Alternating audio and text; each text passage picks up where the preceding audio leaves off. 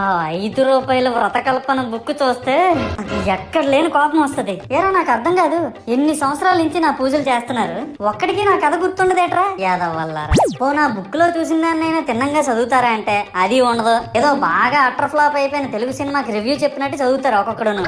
ఇంకా తర్వాత 9 రాత్రుల పాటు నాకు ఎన్ని సినిమాలు చూపించాలో అన్ని సినిమాలు చూపిస్తారా.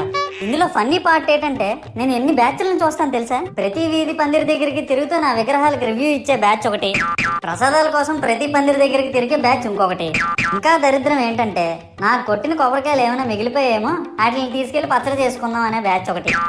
ఇవన్నీ చూస్తూ 9 రాత్రులు గడిపాక సరేలే సాయంత్రం అనిపిస్తారులే అని కాలు మీద కాలు వేసుకొని కూర్చుంటే అప్పుడు మొదలవుతాదిరా నా నిమజ్జనం వ్యాన్ ముందు 90 వేసి నాగిని డాన్స్ చేస్తారు.